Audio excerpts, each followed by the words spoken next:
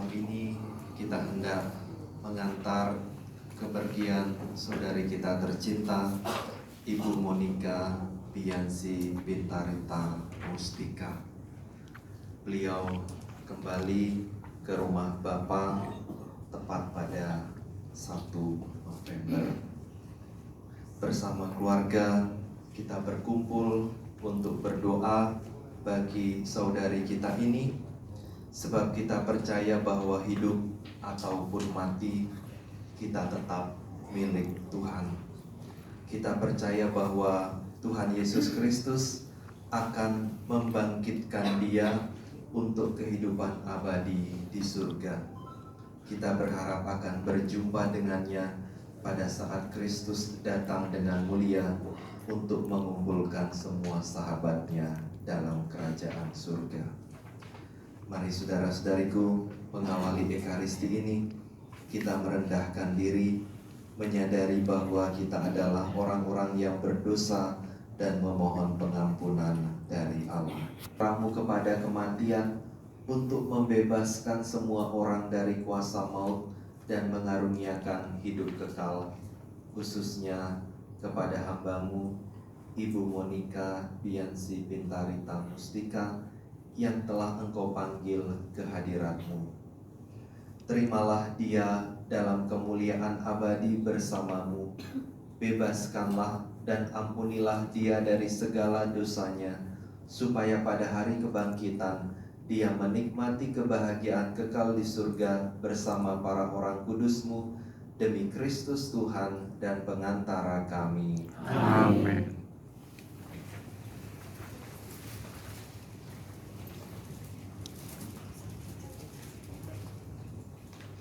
Bacaan dari kitab Nabi Yesaya. Nabi Yesaya menubuatkan demikian: di Gunung Sion, Tuhan semesta alam akan menghidangkan jamuan bagi segala bangsa. Dan dia di atas gunung itu, Tuhan akan mengoyakkan kain kabung yang diselubungkan kepada segala suku, dan tudung yang ditudungkan kepada segala bangsa. Tuhan Allah akan meniadakan maut untuk seterusnya, dan ia akan menghapuskan air mata dari wajah semua orang. Aib umatnya akan ia jauhkan dari seluruh bumi, sebab Tuhan telah mengatakannya. Pada hari itu orang akan berkata, sesungguhnya inilah Allah kita, yang kita nanti-nantikan supaya menyelamatkan kita. Inilah Tuhan yang kita nanti-nantikan. Marilah kita bersorak-sorai dan bersukacita oleh karena keselamatan yang diadakannya. Demikianlah sabda Tuhan. Syukur kepada Allah.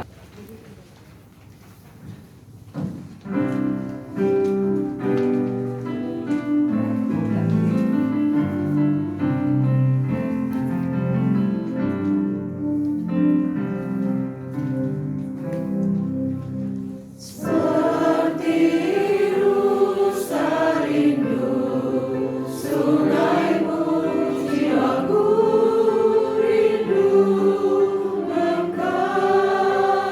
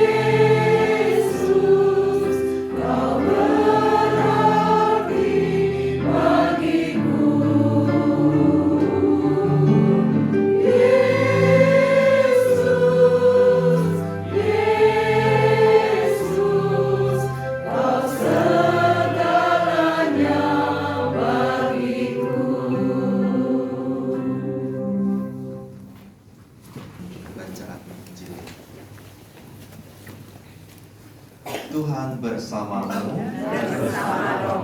Inilah Injil suci menurut Yohanes. Dimuliakanlah Tuhan.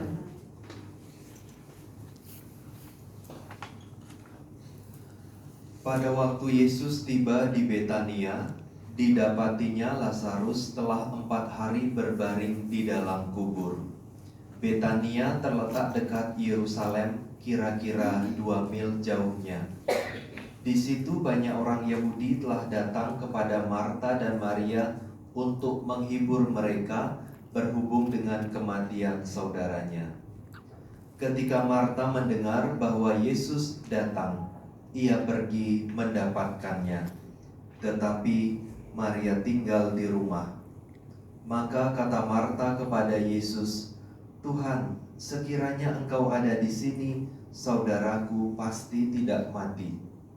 Tetapi sekarang pun aku tahu bahwa Allah akan memberikan kepadamu segala sesuatu yang engkau minta kepadanya." Kata Yesus kepada Marta, "Saudaramu akan bangkit." Kata Marta kepadanya, "Aku tahu bahwa ia akan bangkit pada waktu orang-orang bangkit pada akhir zaman." Jawab Yesus, "Akulah kebangkitan dan hidup. Barang siapa percaya kepadaku, ia akan hidup walaupun ia sudah mati. Dan setiap orang yang hidup dan percaya kepadaku tidak akan mati selama-lamanya." "Percayakah engkau akan hal ini?" Jawab Marta, "Ya Tuhan, aku percaya bahwa Engkaulah Mesias Anak Allah, Dia yang akan datang ke dalam dunia." Demikianlah sabda Tuhan. Orang yang dikasihi, orang yang disayang, orang yang kenal dekat, akrab dengan kita, tentu menimbulkan rasa duka, menimbulkan rasa kehilangan yang mendalam. Kita tahu Bu Bian sangat aktif baik di lingkungan maupun juga di paroki. Walaupun dalam situasi sakit, ketika beliau ditawari untuk pelayanan, Bu Bian siap sedia. Waktu itu Pak Ferry Lubis menawari untuk ikut panitia pembangunan gereja, dan Bu Bian siap sedia untuk turut memberikan kontribusi berpelayanan. Walaupun sekali lagi situasi sakit membuat beliau terbatas dalam pelayanan, tetapi dari sisi semangat kita sungguh bisa meneladani bahwa situasi sakit tidak membatasi dia untuk memberikan pelayanan yang terbaik. Hari-hari mendekati kepergian, beliau juga sempat menerima pelayanan sakramen orang sakit dan memberikan respon yang sangat positif, mengangkat jempol waktu itu. Dan itu untuk kita yang hadir saat itu sungguh suatu ungkapan syukur yang luar biasa. Sekali lagi, situasi fisik sangat terbatas, tetapi dia menunjukkan rasa syukur yang luar biasa atas pelayanan yang dia terima, atas kehadiran Tuhan dalam sakramen, waktu itu sakramen orang sakit.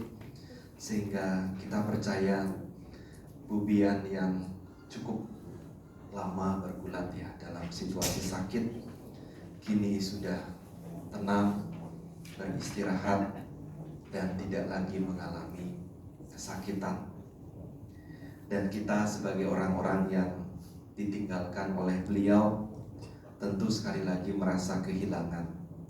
Tetapi dalam situasi kehilangan, dalam situasi duka, dalam situasi terluka karena kehilangan itu, hari ini Yesus memberikan peneguhan yang luar biasa.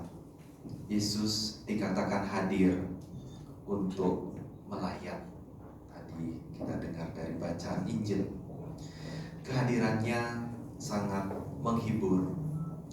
Yesus hadir sekaligus mengungkapkan iman yang sangat unik, iman yang sangat khas bagi kita sebagai orang Katolik, bahwa kita mengimani kebangkitan. Sebagaimana dalam kredo, dalam aku percaya, kita selalu mengatakan aku percaya akan kebangkitan. Itulah sumber pengharapan, sumber penghiburan kita, bahwa sekali lagi kematian tidak memutus ikatan kita. Kematian tidak memutus relasi kita dengan orang-orang yang sudah meninggal, tetapi justru semakin menyempurnakannya. Itulah yang juga kita imani dari kredo kita ketika kita menyatakan aku percaya akan persekutuan para orang kudus. Saudari kita, Ibu Bian, kini sudah mendekat kepada Allah, bersekutu dengan para orang kudus di surga.